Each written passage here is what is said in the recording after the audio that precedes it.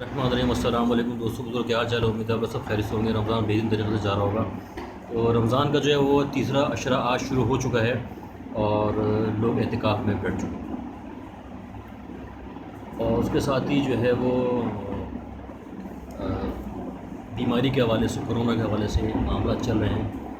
تو اس حوالے سے آج ہم تو اپنی ترتیب سے حدیث پڑھ رہے ہیں، تو آج جو حدیث ہم انشاءاللہ پڑھنے جا رہے ہیں وہ اس حوالے سے ہے کہ نبی کریم صلی اللہ علیہ وسلم نے فرمایا، اس کا مفہوم اس طرح سے کہ اپنے بیماروں کا علاج صدقے سے کیا کرو، اپنے بیماروں کا علاج صدقے سے کیا کرو۔ وباؤں کا آنا جو ہے وہ کوئی نئی بات نہیں ہے، بلکہ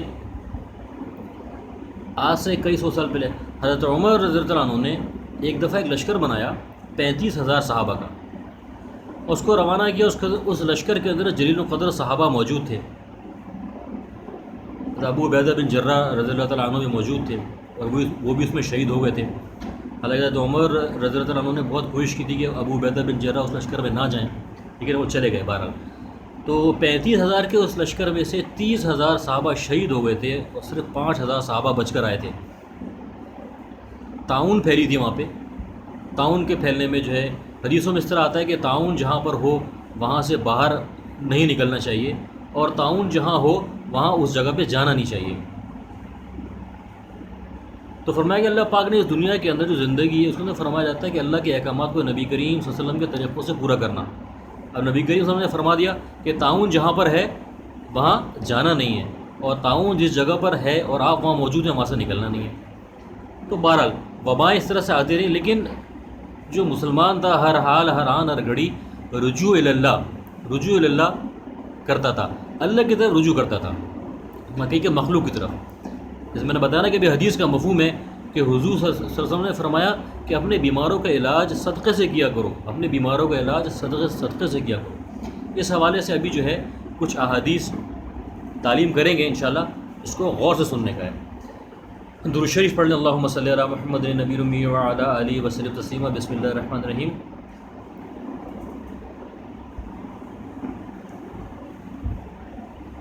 مشکات کی حدیث ہے یہ، حضرت علی رضی اللہ تعالیٰ عنہ اس کے راوی ہیں۔ حضور اقدس صلی اللہ علیہ وسلم کا ارشاد ہے کہ صدقہ کرنے میں جلدی کیا کرو، اس لیے کہ بلا صدقے کو پھاند نہیں سکتی۔ حضور اقدس صلی اللہ علیہ وسلم کا ارشاد ہے کہ صدقہ کرنے میں جلدی کیا کرو، اس لیے کہ بلا صدقے کو پھاند نہیں سکتی۔ فائدے میں شیخ الحدیث لکھتے ہیں کہ یعنی اگر کوئی بلا و مصیبت آنے والی ہوتی ہے تو وہ صدقے کی وجہ سے پیچھے رہ جاتی ہے۔ ایک ضعیف حدیث میں آیا ہے کہ صدقہ برائی کے 70 دروازوں کو بند کرتا ہے۔ ایک حدیث میں آیا ہے حضور صلی اللہ علیہ وسلم نے ارشاد فرمایا، اپنے مالوں کو زکوٰۃ ادا کر کے پاک کرو، اور اپنے بیماروں کا صدقے سے علاج کرو، اور مصیبتوں کی موجوں کا دعا سے استقبال کرو۔ حضور صلی اللہ علیہ وسلم نے فرمایا، اپنے مالوں کو زکوٰۃ ادا کر کے پاک کرو، اپنے بیماروں کا صدقے سے علاج کرو، اور مصیبتوں کی موجوں کا دعا سے استقبال کرو۔ اچھا، زکوٰۃ کے معاملے میں ایک بڑی عجیب بات ہے۔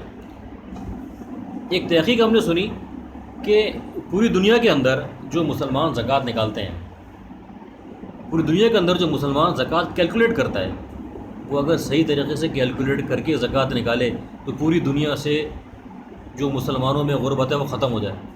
مسلمان زکوٰۃ صحیح طریقے سے کیلکولیٹ ہی نہیں کرتا، بنتی ہے زکوٰۃ 20 تو نکالے گا 15، اب یہ 5 جو اس نے شامل نہیں کیے زکوٰۃ میں، یہ باقی سارے مال کو گندہ کریں گے، اور ساری دنیا میں مسلمانوں کا حق مارا جائے گا۔ تو زکوٰۃ کی کیلکولیشن، صحیح طریقے سے کیلکولیشن، یہ علماء بتائیں گے کہ زکوٰۃ کی صحیح طریقے سے کیلکولیشن کیسے ہوگی۔ کنز الاعمال میں کئی احادیث کے ذیل میں یہ مضمون آیا کہ اپنی بیماروں کی صدقے سے دوا کیا کرو، اور تجربہ بھی اس کا شاہد ہے کہ صدقے کی کثرت بیماری سے شفا ہے۔ ایک حدیث میں آیا ہے کہ صدقے سے بیماروں کا علاج کیا کرو، یہ صدقہ آبرو ریزیوں کو بھی ہٹاتا ہے اور بیماریوں کو بھی ہٹاتا ہے، اور نیکیوں میں اضافہ کرتا ہے اور عمر کو بڑھاتا ہے۔ ایک حدیث میں آیا ہے کہ صدقہ کرنا 70 بلاؤں کو روکتا ہے، جن میں کم سے کم درجہ جذام کی اور برس کی بیماری ہے۔ اگر کسی شخص کو کوڑ یعنی اسکن ڈیزیز ہو جائے تو اس کو چاہیے کہ وہ لوگوں پر پانی جاری کرے۔ یہ فضائل صدقات کے اندر ایک جگہ یہ واقعہ لکھا ہوا ہے۔ اگر کوئی شخص کسی جلد کی بیماری میں مبتلا ہو جائے تو اس کو چاہیے کہ وہ لوگوں پہ پانی جاری کرے، یعنی پانی پلائے لوگوں کو، کوئی ایسا سبیل لگا دے یا کوئی مٹکا رکھ دے یا کولر رکھ دے۔ ایک حدیث میں آئے کہ اپنے تفکرات اور غموں کی تلافی صدقے سے کیا کرو، اس سے اللہ تعالیٰ شانہ تمہاری مضرت کو بھی دفع کرے گا اور تمہاری دشمن پر تمہاری مدد کرے گا۔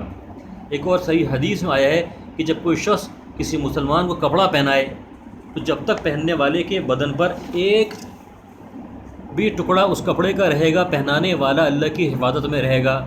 ابن ابی الجعد رحمۃ اللہ علیہ کہتے ہیں کہ صدقہ برائیوں کے 70 دروازے بند کرتا ہے۔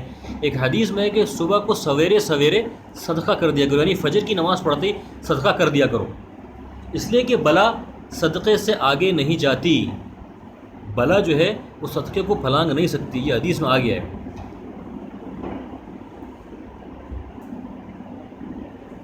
حضرت انس رضی اللہ تعالیٰ عنہ حضور اقدس صلی اللہ علیہ وسلم کا ارشاد نقل کرتے ہیں کہ صدقہ اللہ جل شانہ کے غصے کو دور کرتا ہے اور بری موت کو ہٹاتا ہے۔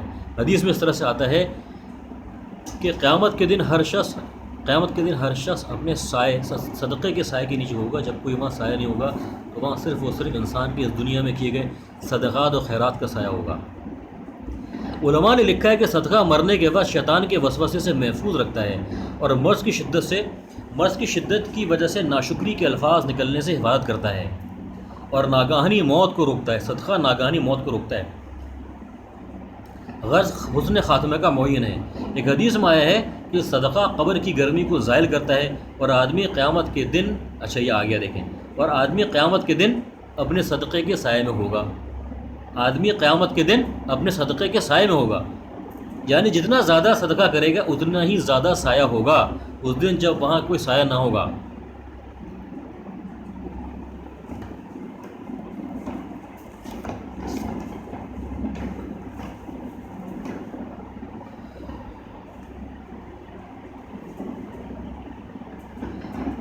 یہ واقعات فضائل صدقات میں کچھ واقعات لکھے ہیں، انسانی مشاہدات اور واقعات، اس میں سے پڑھتے ہیں۔ متعدد واقعات اس قسم کے دیکھنے اور سننے میں آئے کہ مکے میں بعض مرنے والوں نے یہ وصیت کی کہ ہندوستان کے فلاں شہر میں اس نام کا ایک شخص ہے، اس کو میرا مال فروخت کر کے روپیہ بھیج دیا جائے۔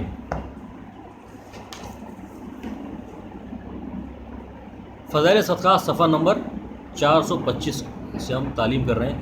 کرد ایک قبیلے کا نام ہے، اس میں ایک مشہور ڈاکو تھا۔ وہ اپنا قصہ بیان کرتا ہے کہ میں اپنے ساتھیوں کی ایک جماعت کے ساتھ ڈاکے کے لیے جا رہا تھا۔ راستے میں ہم ایک جگہ بیٹھے تھے، وہاں ہم نے دیکھا کہ کھجور کے 3 درخت ہیں، 2 پر تو خوب پھل آ رہا ہے اور ایک بالکل خشک ہے، اور ایک چڑیا بار بار آتی ہے اور پھلدار درختوں پر سے تر و تازہ کھجور اپنی چونچ میں لے کر اس خشک درخت پر جاتی ہے۔ ہمیں یہ دیکھ کر تعجب ہوا، میں نے 10 مرتبہ اس چڑیا کو لے جاتے دیکھا تو مجھے خیال ہوا کہ اس پر چڑھ کر دیکھوں کہ یہ چڑیا اس کھجور کو کیا کرتی ہے۔ میں نے اس درخت کی چوٹی پر جا کے دیکھا کہ وہاں ایک اندھا سانپ منہ کھولے بیٹھا تھا اور یہ چڑیا وہ تر و تازہ کھجور اس کے منہ میں ڈال دیتی ہے۔ مجھے یہ دیکھ کر اس قدر عبرت ہوئی کہ میں رونے لگا۔ میں نے کہا، اے اللہ، یہ سانپ جس کے مارنے کا حکم تیرے نبی صلی اللہ علیہ وسلم نے دیا، تو نے جب یہ اندھا ہو گیا تو اس کو روزی پہنچانے کے لیے چڑیا کو مقرر کر دیا، اور میں تیرا بندہ، تیری توحید کا اقرار کرنے والا، تو نے مجھے لوگوں کے لوٹنے پہ لگا دیا۔ اس کے کہنے پر میرے دل میں یہ ڈالا گیا کہ میرا دروازہ توبہ کے لیے کھلا ہوا ہے۔ میں نے اسی وقت اپنی تلوار توڑ ڈالی جو لوگوں کو لوٹنے میں کام دیتی تھی، اور اپنے سر پر خاک یعنی مٹی ڈالتا ہوا قال ہی درگزر چلانے لگا۔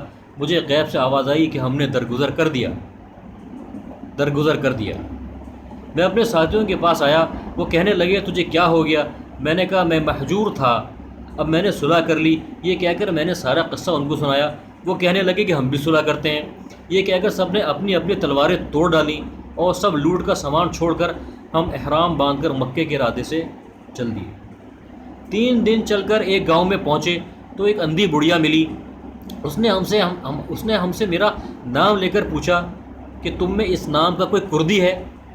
لوگوں نے کہا ہے۔ اس نے کچھ کپڑے نکالے اور یہ کہا کہ 3 دن ہوئے میرا لڑکا مر گیا۔ اس نے یہ کپڑے چھوڑے۔ میں 3 دن سے روزانہ حضور اقدس صلی اللہ علیہ وسلم کو خواب میں دیکھ رہی ہوں۔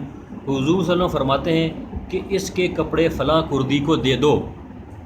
وہ کردی کہتے ہیں کہ وہ کپڑے میں نے لیے اور ہم سب نے ان کو پہنا۔ اس قصے میں دونوں چیزیں قابل عبرت ہیں، اندھے سانپ کی اللہ جل شانہ کی طرف سے روزی کا سامان، اور حضور صلی اللہ علیہ وسلم کی طرف سے کپڑوں کا عطیہ۔ جب اللہ تعالیٰ کسی شخص کی مدد کرنا چاہے تو اس کے لیے اسباب پیدا کرنا کیا مشکل ہے؟ سارے اسباب غنا اور فخر کے وہی پیدا کرتا ہے، اور سچی توبہ کی برکت سے حضور صلی اللہ علیہ وسلم کی طرف سے کپڑوں کا اعزاز خود ایک قابل فخر چیز ہے، اور جلدی کی موت سے غنا کے حاصل ہونے کی ایک مثال ہے۔ اور بہت سے واقعات مرتے وقت وصیتوں کے تو اکثر سننے میں آتے ہیں کہ میرے سامان میں سے اتنا فلاں شخص کو دے دینا۔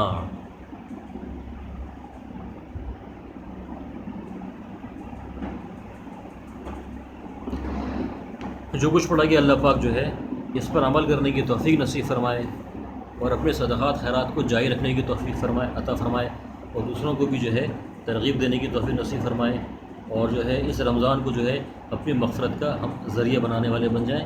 دعاؤں میں یاد رکھیں۔ السلام علیکم۔